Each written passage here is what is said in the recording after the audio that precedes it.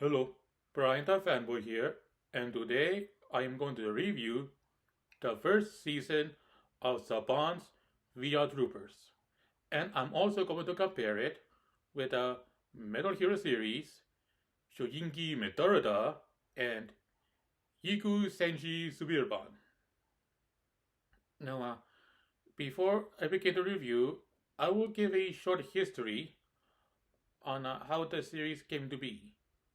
Now, because of how well Mighty Morphin Power Rangers did during its first season, well, Saban decided to make another show like it to cash in on Power Rangers' popularity. And so he decided to make another TV series using footage from another tokusatsu show from Japan. And of course, he shows Chojinki Metaruda. Now, the script was originally called, well, the title was, I think, Saigon or something like that. I forgot. But then eventually the name changed to Cybertron. And, well, the pilot for Cybertron is available on YouTube. And, well, it was going to star oh, Jason David Frank, who is now playing Tommy Oliver, and well, yes, of course, some changes had to be made, for many reasons, and then new ideas for what Han wanted to create, came about. And anyway, well, for one thing, Cybertron is the name, is a home planet of the Transformers, and clearly they had to change the name, probably to avoid a lawsuit, and also because of how the character of Tommy Oliver was, well, Jason David Frank, he returned to his role, for the second half of the first season of Mighty Morphin Power Rangers. And along the way, Saban, he decided to, instead of just adapting one show and for an American audience, he decided to adapt two shows into one. And the show he decided to adapt also was Jiku Senshi Spielban. And and also with the public interest in virtual reality, well, things came together and we got Saban's VR Troopers. And now on with review. Well, the first episode starts when this guy named Ryan Steele, he was talking, he was narrating, his memories of his childhood, where he would, spend a lot of time with his father. And there'll be flashbacks of Ryan, as a 10 or 11-year-old, you know, doing things with his father. Now, shortly afterwards, we get to a karate tournament where Ryan was participating in, and also he was also fighting alongside one of his best friends, a guy named JB Reese. And both Ryan and JB won the tournament. Now, their karate mentor was a man named Tao. And he is the owner of Tao's Dojo. Now, shortly afterwards, we we go to this place called the Underground Voice Daily, where it is newspaper thing, and well, one of the people we meet is a man named Woody Stalker, and he is oh yes, he's in charge of the Underground Voice Daily, and he got a phone call, and well, he decided to get his best reporter on the scene, and it was a woman named Kitten Star, and Woody he assigned Kaylin to this area where there was going to be demolished, and then Kaylin she invited Ryan and JB since they are her friends, and then they went to yeah, a demolition site. Oh yeah, I forgot to mention that Dao, well, he was in the Cybertron pilot, and well, he was well in the pilot he had a daughter named Mia, but of course she didn't end up being part of the Via Troopers TV series. I couldn't find the reason why. Anyway, now Ryan, JB, and Kaylin they arrive at the demolition site where there are a bunch of protesters. Now, the man who was responsible, well, his name, oh yeah, for demolition is Carl Sichter. Now, in the Cyberdome pilot, his name was Cyrus Victor, but eventually they decided to change his name to Carl Sichter. And Carl Sichter is the oh yeah, CEO of Sixer Industries. Now, his counterpart from Metaruda is see, Goran Gozon. Now, a main difference besides Gozo being Japanese and Carl American, well, Sector he's called a stereotypical greedy and selfish businessman. Well, Gozo, well, yes, he was evil. However, his evil schemes were kept a secret from the public, and he did it by being a philanthropist. So people won't suspect any of the evil doings he was secretly behind. And of course, the building the girls when the story was finally demolished, and well, everybody went home. Oh, and secretary is run well yes by these women secretaries, and then shortly it was revealed that they weren't human at all, that they were these robot beings called Skugs, and they were like they had these golden helmets with red eyes. They wear these black suits and gold capes. They were like the buddies of Via Troopers. And in Supiruban, the Skugs were called Kinkurons. Now let's see, oh, later at Tao's dojo, Ryan, GB, and Killing were hanging out. Oh yes, and also forgot to mention that Ryan has a dog named Jab. Now JB was working on the computer, and then suddenly he was having trouble, but then suddenly came a this video message from a man named Professor Julius Hart. I think that was his full name, but I just call him Professor Hart for short. No, Professor Horatio Hart. Yeah, that was his name.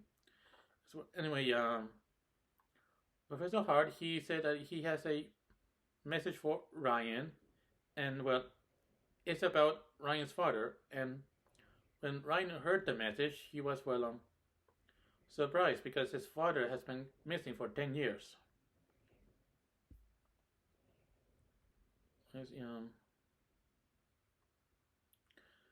And well, Professor Hart, he told the gang, the friends, that, to come to his lab, and he gave them the coordinates. And eventually they arrive at this structure that's shaped like an upside down V. Yes, and they enter in. It was a portal through a secret laboratory. And then they met Professor Hart, who was shown on his screen. So he's like the Zordon of the series. And oh wait, I forgot to mention. Before that happened, well, shortly after the demolition, Carl Ziegler, he well, oh yeah, I forgot to mention. He also has a petty one called Juliet, and she is the only living creature that Ziegler only cares about. But anyway, yes, anyway, Ziegler, he sat on his chair and put his hand over an orb, well, at least was his left hand that he used, and said, "Forces of darkness empower me. Take me back to my virtual reality." And he ended up in this teleported to this phone room, which was in virtual reality, and when he turned into this creature called Grimlord. Now, in Metaruda, Grimlord was called Cotuneros. Now, Grimlord, he eventually quickly he called on his generals, which was a oh yes, Decimator, who was called Kurikin Metaruda. Toxoid, he was called Gudaringo Metaruda. Sultan, he was called Paruski Metaruda. And Bluebor, who was called Duringo Duringo Metaruda. And yes, and then more virtual warriors appeared. And well, Grimlord, he told his subjects about, when to strike. Now, back at the lab, yes, Professor Hart, he well, told Ryan, JB, and Caitlin about Alfred, and also he gave them these visors known as VR visors, and well, the friends put them on, and then they saw a man. His name is Tyler Steele, and he is Ryan's father. And well, Tyler, he told Ryan about this evil being called Grimlord, who is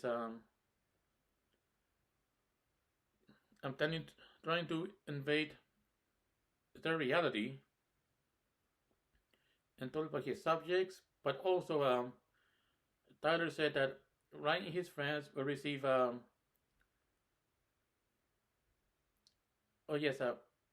powers and weapons to help fight Grimlord and his forces. And Tyler said that he wouldn't put his son in that kind of risk, if it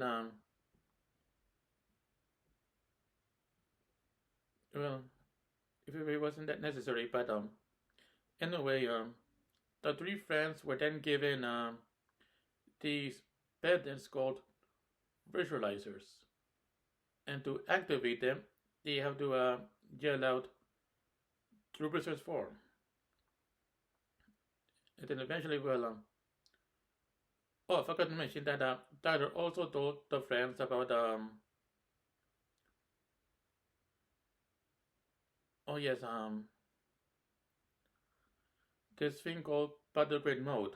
You you see, if the if the troopers didn't defeat the Skulks in their reality, they'll be sent to the battle grid, and if they don't and if they're defeated there, there's no going back. No,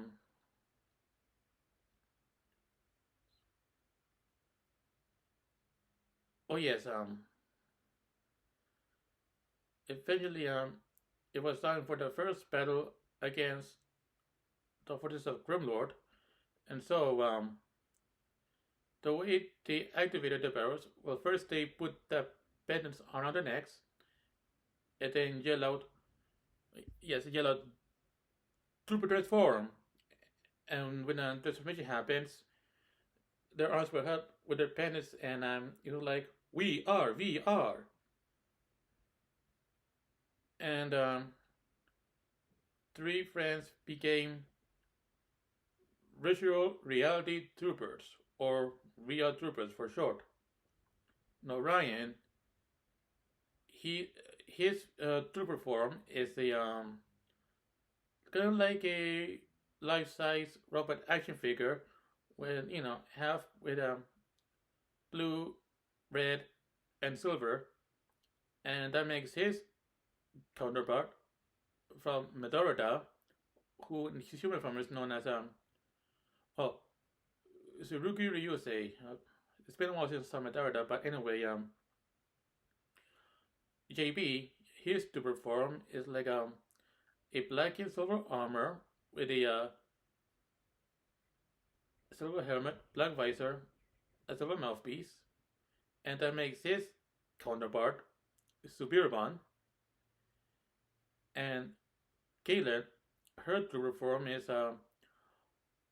white and red armor with a white helmet, black visor, and a silver mouthpiece, and makes her counterpart Diana, who in her handshake form is Diana Lady. And they had their first battle against the enemies. Of course, the Ryan, he was hurt. I mean, he was still alive, but eventually, Ryan and his friends were separated, and first episode ended with a cliffhanger with the words "to be continued." Now, in the second episode, well, it starts with a recap of what happened during the first episode, and then once episode 2 started, well, Ryan was thinking back to his childhood about something that his father said, which was to never give up, and anyway, now JB and Kaylin, they were driving on the way to find Ryan, and well, Kaylin's car was suddenly getting out of control, where she couldn't control it, and kind of like the car had its mind of its own, and was driving somewhere, and they decided to drive off a cliff, but before the car could hit the ground, wings appeared on the car, and started to fly. And well, Professor Hart said that he made some adjustments to Kaylin's car, which gives it the power to fly. Now, in Metalder, this was the car was called the Metaruda Charger, and it was driven by Ryusei. Anyway, eventually JP and Galen found Ryan, and they brought him back to the lab where he was repaired, and then Ryan went back to his human form. Now, also, Jeb started to fool around with the device, and well, Ryan he was telling Jeb to stop it, and well, Professor Hart he said that the device has strange effects on living beings, and then some kind of something happened, and well, when Ryan asked Jeb if he's alright, Jeb said he's fine, and the troopers were surprised that Jeb can talk, and Professor Hart reminded them that he said that it has strange effects, and well, he did offer to return Jeb back to normal, but Jeb didn't want that, and so Ryan he told Jeb to promise him not to talk around other people, and Jeb agreed. Oh, and Jeb, well, his voice is similar to that of Jack Nicholson. Uh, Actually, the troopers were at those dojo training, and eventually, oh yes, then came the next battle with the enemies, and well, Professor Hart told Ryan that there is this thing called this weapon called VR Sky Base, which is some kind of like a rocket shaped plane. No, of course, in Supiruban, it was called Tukran Nazca, and it was Supiruban's spaceship. Of course, the troopers with also fly the VR Sky Base, in other episodes. No, anyway, oh yes, and also JB. Well, he was told that he has this power called Vortex Command, which would bring the battle into virtual reality. In Supiruban, it was known as the time sleep, and well, in that show, well, it was meant to send the battle into another location, just to keep it away from innocent bystanders. And then the troopers they started to fight. Oh, hold on a minute. All right, I'm back. Now, as I was saying, yeah, the VIA troopers went on to the next battle against the forces of Grimlord, and eventually they defeated the enemies, and then eventually they went back to the lab, and the professor congratulated them on their victory. Of course, the battle with Grimlord isn't over yet, because there'll be more battles ahead for the VO troopers.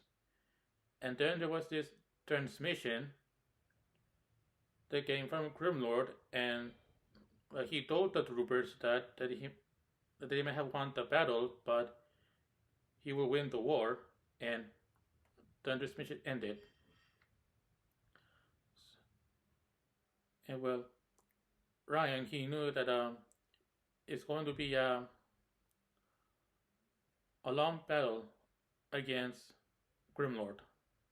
And the episode ended with Ryan narrating about about one of the things he learned from his father, and yes, that was the end of the second episode, as well as the two-parter, The Battle Begins.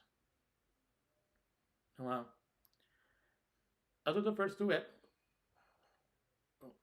during the episodes that have done afterwards, well, we see more things that were introduced, as well as new characters. Now, oh yes, I forgot to mention that Grimlord has two other minions working for him. One of them is a robot called General Ivar, and he is oh yes well he is a robot, a black robot with a red visor, and in Supiruban he was called Zero Shogun. Another minion criminal has is a Colonel Icebot, and he is a oh yes, in Supiruban he was called Doctor Bio. Now both Ivar and Icebot, they never appeared physically in Grimlord's throne room. That was because, well, Grimlord was a villain from Metaruda, while Ivar and Icebot are from Supiruban. So the only time they were seen in the throne room was whenever Grimlord would point his finger to activate a screen to show those two.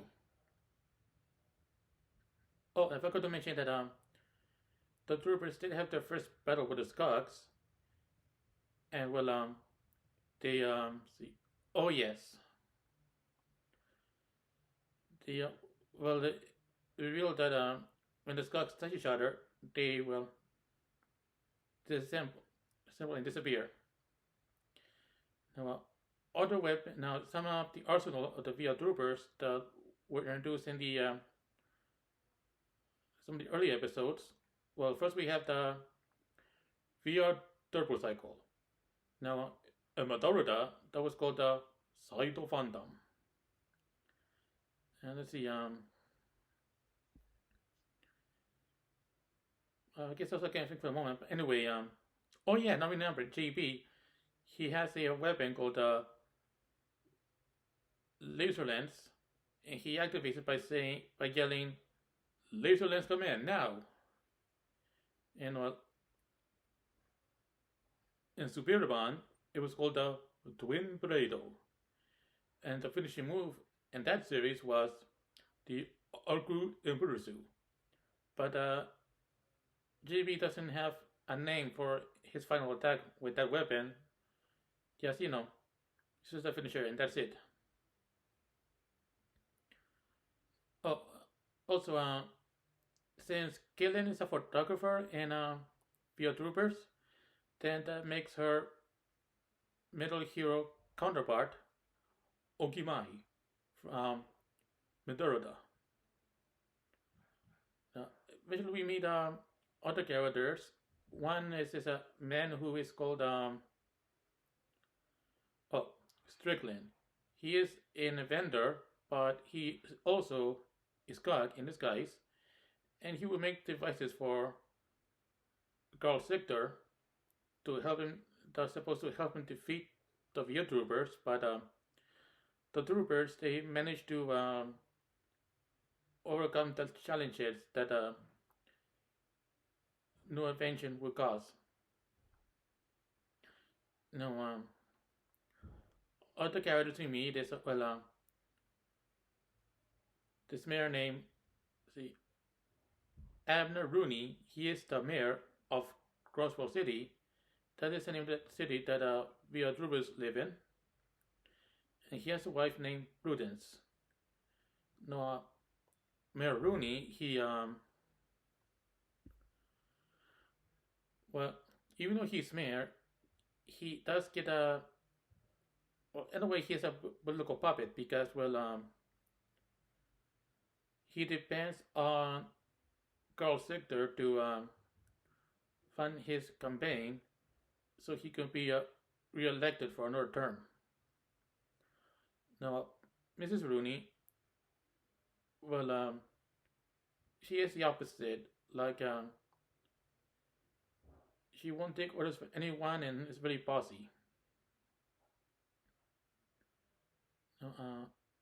And a few episodes later, we meet this guy named Percy Rooney. He is the nephew of Mayor and Mrs. Rooney. Now, the Cybertron pilot did have a character called Percy, but his name was Percy Richter, and he was the son of oh yes, Cyrus Richter, who became Carl Richter and Fiat Troopers, and was also the oh yes, rival of Adam Steele. Oh, and I forgot to mention Brad Hawkins, who plays Ryan in VO Troopers. He is originally he was going to be the White Ranger for the second season of Mighty Morphin Power Rangers, but with the popularity of Tommy Oliver, resulted in Jason David Franks to return to the role and have him become the White Ranger in the second season. Then eventually Brad Hawkins became a member of the he played Ryan in VO Troopers. Now let's see. Now back to Percy, the VO Trooper version. Well, yes, well, he's a kind of like a typical nerd, kind of like Billy. Different is that he's kind of like an anti-Billy. Well, Billy from Power Rangers, he always do good things for the benefit of others. Percy, he's just mostly selfish, and well, he thinks he's better than everybody else, and well, he always try to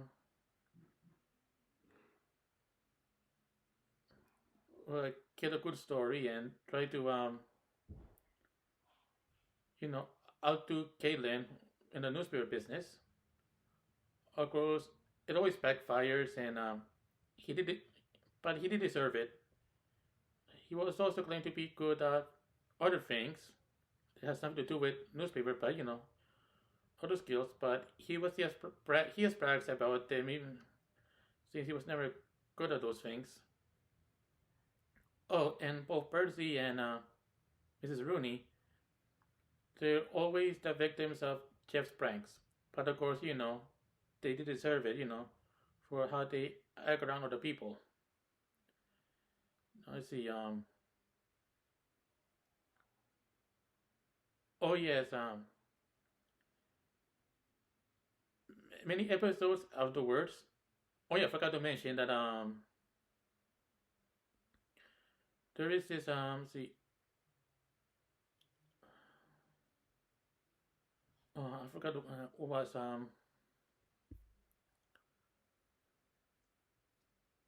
I remember later on. Okay, many episodes afterwards, there was this 4-part story arc called um, Saving Dogheart. And well, Metaruda, he was called Topuganda, who was part of the name was Jikuu, but eventually left and to pursue and eventually became allies. But anyway, in Beyond Troopers, Darkheart, well, he was doing a battle with Ryan. Well, Ryan defeated Darkheart, but he didn't destroy him. And well, Darkheart, he well wanted Ryan to destroy him, but Ryan he took pity and well he wanted him to to go through with it. And Darkheart didn't feel worthy because he felt dishonored. Now Professor Hart he made a discovery saying that Darkheart turns out to be human, and well yes and wonder if Darkheart could really be Tyler, who's been mind controlled by Grimlord. You know that something happened to him to make him not human, and then eventually, another Darkheart, he was going to be executed, but then Ryan saved him. Of course, Darkheart was damaged, but he was still alive. And he was brought to the lab, and oh yes, then it was discovered. Well, Ryan he used the via visor, and inside Darkheart's body was his armor was Tyler, and eventually the version made some adjustments so Ryan could talk to Tyler, and yes, he told some of the things he knows, and then eventually, afterwards, Ryan and Tyler, who was still in the Darkheart body, enough to oh yes, to go against Grimlord in the hope that they'll find some way to restore Tyler back to being human. And eventually, Ryan defeated some of the enemies. However, Grimlord he managed to recapture Darkheart, and Ryan's word that he will get his father back someday. Yes. Oh yeah, and I forgot to mention that in every episode of the series, it starts with Ryan, talking about his childhood memories, which always involves his father. Whether it was karate training or doing some father and son activities, and he was remembered the lessons that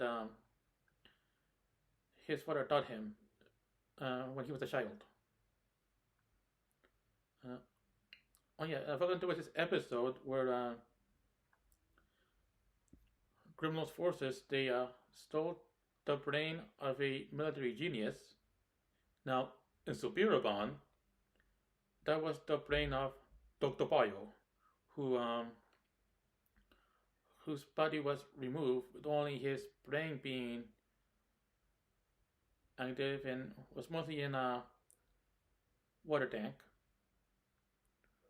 And the brain, in via troopers, the brain encouraged Ivar to plan a mutiny against Grimlord.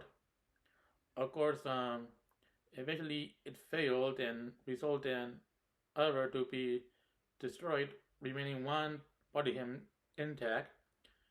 And Grimlord used it to reprogram Ivar to be loyal, and told his subjects to let Ivar's mutiny be a warning to anybody who ever betrays him. Now, another episode I want to mention as well. I forgot the name, but well, the troopers they were going camping, and eventually there was a spaceship that arrived, and out of this spaceship came a young boy and a young girl. They came from a planet that was destroyed by war, and they were on their way to a colony that was made by their people long ago. However, they had to stop on Earth to catch something, so they could continue the journey.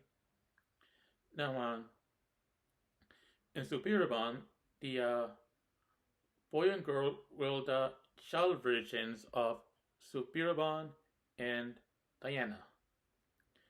And what happened was in that series, as children, they well they left this ship for another one that was inhabited by the people of the planet Korean, but since there was not enough uh, food and water left for the people to continue on, both Thane and Spielban had to go on another ship to be on the way to Earth. Of course, in the end of that series, turns out the occurring was really Earth in the future. But anyway, the VR Troop episodes with the boys and girls, well, yes, criminal he wanted to capture them for the technology, but eventually the VR Troopers defeating him, and well, the boy and girl they went back to the ship on the way to their original destination. Now, episodes afterwards, we get the season one finale, which was Rise of the Red Python. And what happened was that Colonel Aespa made a new, but made a make Grimlord a Via Trooper of his own. You know, and it was going to be called the Red Python. And just like the VR troopers, this new trooper needed a human host. And Grimlord decided to search for a candidate. Now, in the same episode, in that episode, Ryan, JB, they were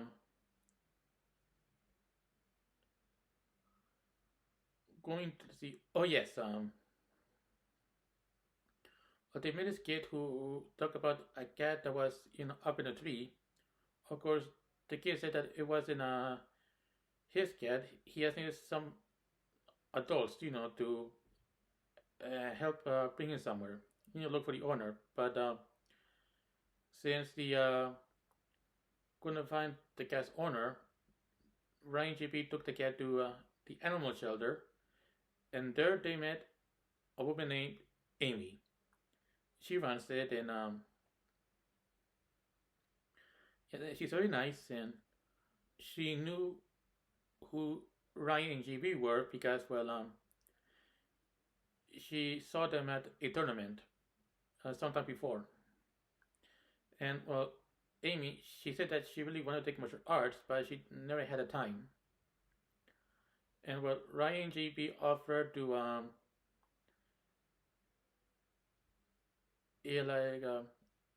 free sample class, so she can check it out. And shortly she became a student at Tao's dojo. Now, when Grimless saw that how she determined was to learn to fight, he found his super, his red python, and eventually, oh yes, Amy was captured and was brought to Grimlord's dungeon, and a device was put on her head to make her evil.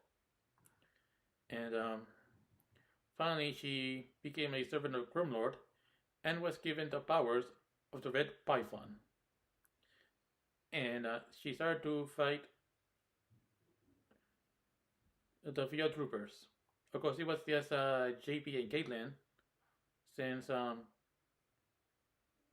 you see, she was a character from Supiruban, and in Spielban, Red Python was Herobira. And of course, this makes Amy's Japanese counterpart, Heron. And just like Heron,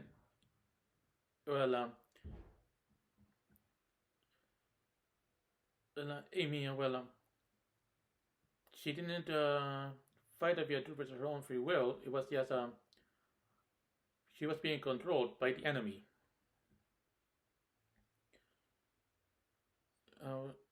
Of course, the second episode, Amy, she was being oh yes, control. See, oh yeah, something was happening to her because the red python powers was taking too much out of her, and oh yes, as Red Python, she did some something to Kaylin that result her not being able to go back to her human form. Of course, at first they managed to fix things, and well, getting was finally back to the human form, and then Professor Hart he also found a way to discover who Red Python is, and it was they found it was Amy. Kind of similar to how in the Power Rangers 5-part episode Green with Evil, and in part 4 where they learned that Tommy was the evil Green Ranger. Anyway, yes, and so the VO troopers had to do their part, and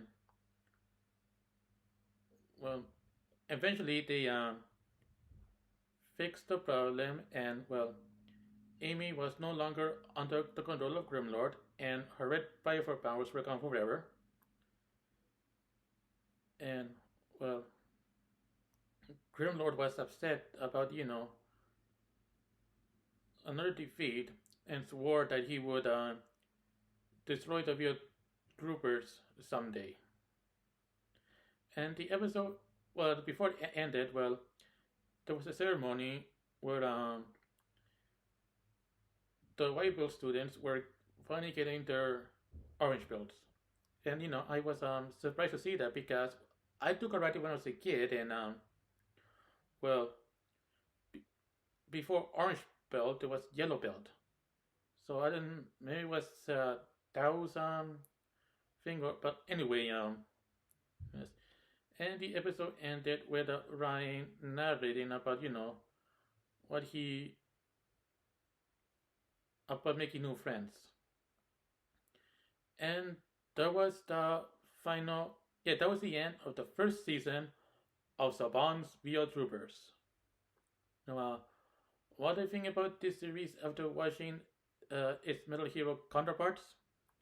Yeah, well, I see that they did a good job on how to adapt this how to do series into one. Of course, it'd be difficult because with Power Rangers it was. Oh, I forgot to talk about Amy more. There's something I should mention that Amy, well, she uh, the character she shares some things with Tommy Oliver because well, just like Tommy, she was given the same kind of powers the heroes have, but only it was given to her by an enemy, I mean by a villain, just like how Tommy got his powers from Rita, and also like a spell was put on her to make her fight the heroes, just like a spell was put on Tommy, and of course both Amy and Tommy had the spell lifted from them. Only difference is while Tommy did get to keep his powers for a while and join the heroes, Amy, well, she didn't get to keep her powers to the heroes.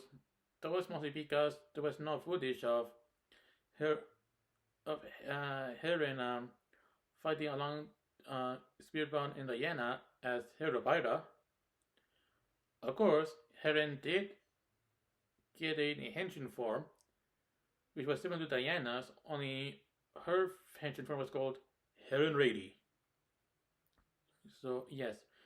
And Amy was played by Wendy Lee, who also voiced Scorpina and Mighty Morphin Power Rangers. Now, okay, now as I was saying, yes, the series, to me, this first season, did a good job in adapting this its Japanese counterparts into this one show. Of course, there's some things that couldn't be possible because, well, for one thing, Ryan never fought alongside GB and Galen, to his battle against the monsters or mutants were footage from a show separate from the ones that the ones with GP killing uses. Yes. You know, as for kid, if it's fun for kids to watch the series, well, since Via Troopers was a kid show that was made in the 90s, well, there's nothing in it that kids shouldn't watch because, well, kid shows in the 90s didn't do that, you know, unlike how, not like how many kid shows are not doing these days. Also, Via Troopers have some good life lessons for children to learn, and it doesn't even without insulting their intelligence. So yes, and full episodes of the first season of VR Troopers are available on YouTube. So yes, you can check it out, and even you can write the episode number or the episode name of the series.